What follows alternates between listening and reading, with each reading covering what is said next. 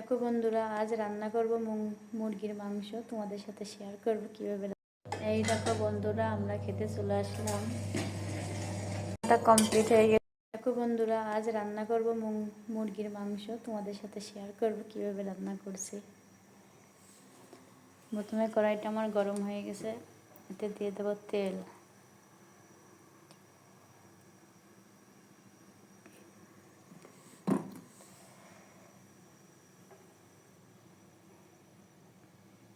তা একটু গরম করা হয়ে গেলে এতে দিয়ে দেবো কিছু জিরে,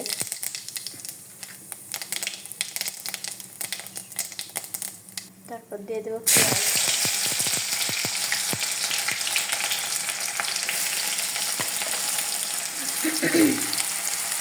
পেঁয়াজের ভিতর দিয়ে দেবো আমি লবণ। এখানে পেঁয়াজের জন্য সামান্য পরিমাণ একটু হলুদ। এরপর দিয়ে দেবো আমি একে একে মশলা বাটা, শুকনো লঙ্কা বাটা, রসুন বাটা, আদা বাটা এবং জিরে বাটা। এবার এগুলোকে আমি ভালো করে মিক্স করে নেব।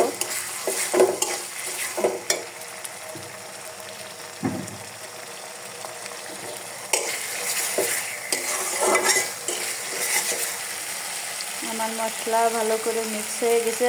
এরপরে দিয়ে দেবো আমি মাংস।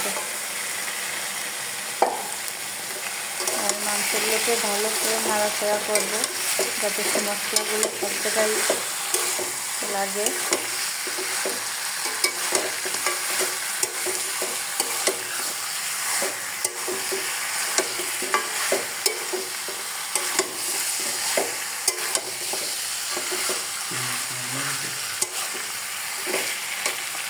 এবার আমি এটাকে একটু ঢাকা দিয়ে রেখে দেবো।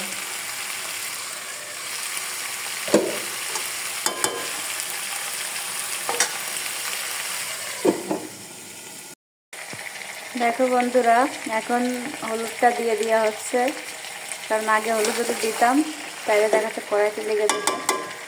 এই জন্য এখন পরিমাণ মতো হলুদ দেবো।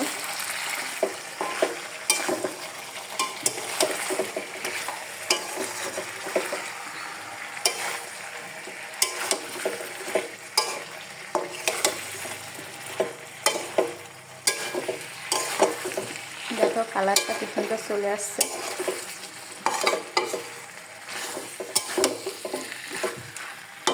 এখন আমি আবার এটা ঢেকে দেব।